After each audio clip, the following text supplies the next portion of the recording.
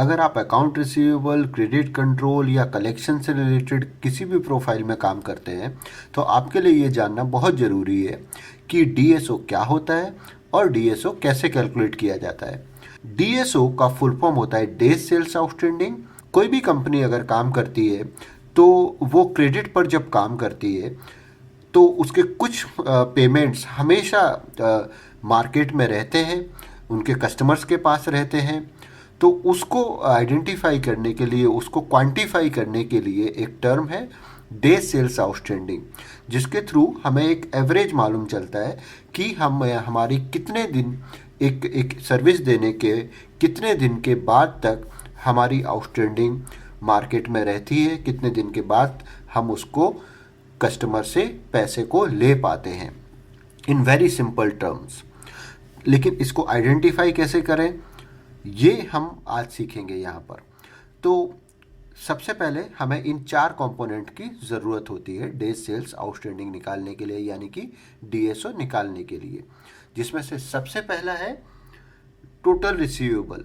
जो भी आपका टोटल अकाउंट रिसीवेबल है आपकी उस पर्टिकुलर कंपनी का जिसका आप डेज सेल्स आउटस्टैंडिंग निकालना चाहते हैं, डीएसओ निकालना चाहते हैं, हमें उसका टोटल रिसीवेबल चाहिए होगा, मतलब टोटल आउटस्टैंडिंग।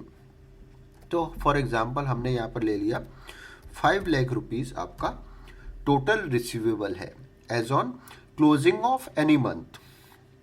जो भी हम डिटेल ले रहे हैं वो एक क्लोजिंग मंथ का लेंगे। तो for example 31 of December total outstanding है आपकी 5 लाख रुपीज़। नेक्स्ट जो हमारी रिक्वायरमेंट है प्रोविजंस। प्रोविज़न क्या होता है इसके लिए मेरा एक सेपरेट वीडियो आपको मिलेगा, लेकिन अभी के लिए हम समझ लेते हैं कि ऐसे डाउटफुल डेट्स, ऐसा अमाउंट जो कि डाउटफुल है कलेक्ट करने के लिए, कलेक्शन जिसका होना पॉसिबल नहीं है, कंफर्म नहीं है, ऐसे अमाउंट को हम प्रोविज़न कर लेते हैं, उसको बोलते हैं प्रोविज़न फॉर डाउटफुल डेट। वो हमारा इस 5 लाख के सामने कितना है। तो एक फॉर एग्जांपल हम लेते हैं कि 50,000 हमारा पीडीडी है।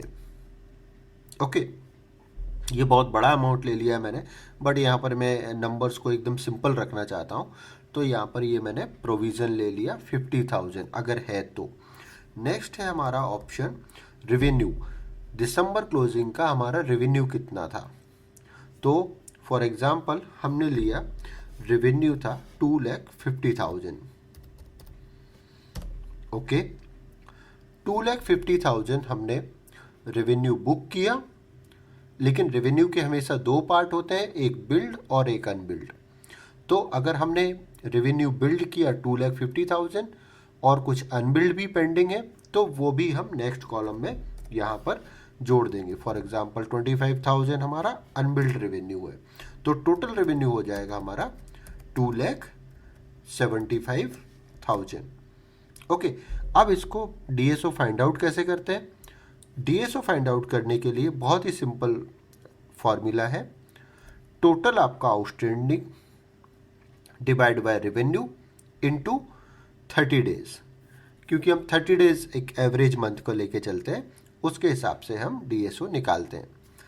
यहाँ पर चूंकि टोटल रिसीवेबल हमारा 5 लाख है और प्रोविज़न हमारे पास 50,000 है, तो हमारा एक्चुअल जो रिसीवेबल होगा कहलाएगा यहाँ पर 4,50,000। तो इसके लिए हम फॉर्मूला का इस्तेमाल ही कर लेंगे, ब्रैकेट लगा के 5 lakh minus 50,000 bracket close divide by, अब हमको लेना है रेवेन्यू, तो रेवेन्यू में 2,50,000 प्लस 25,000 ब्रैकेट क्लोज इनटू 30। तो आप देखेंगे आपका डीएसओ आता है यहाँ पर 49 डेज। 49 डेज से मतलब है कि एक इनवॉइस जब आप जनरेट करते हैं उसका पेमेंट आपको एवरेज 49 डेज में आता है। इसका मतलब ये नहीं कि कोई एक इनवॉइस, हर एक इनवॉइस का आपको 45 डेज में आता है। इसका मतलब ये है कि अगर आपके 100 इनवॉइसेस जनरेट होते हैं और उन इनवॉइसेस में से कुछ का पेमेंट 10 दिन में भी आ सकता है, कुछ का 15 दिन में, कुछ का 50 दिन में, 60 दिन में, 70 दिन में या 100 डेज में। लेकिन जो इनका एवरेज है वो है आपका 49 डेज। 49 डेज में आप आपका इनवॉइस का पेमेंट कलेक्ट कर रहे हो एज ऑफ नाउ। एक तो हम ये कह सकते हैं। दूसरा हम क्या कह सकते हैं कि आपका जितना भी रिसीवेबल है, जो भी रेवेन्यू है आपका, वो आपका 49 डेज तक आपके कस्टमर के पास रहता है। आप ओवरऑल कस्टमर से 49 डेज में कलेक्ट कर पा रहे हो। 48 से 50 डेज के बीच में आप उसको कलेक्ट कर पा रहे हो। आई होप आप लोग मेरे चैनल को पसंद कर रहे हैं। आई रिक्वेस्ट कि आप मेरे चैनल को सब्सक्राइब कीजिए ताकि मैं और भी इस तरह की वीडियोस आपके लिए लाता रहूं।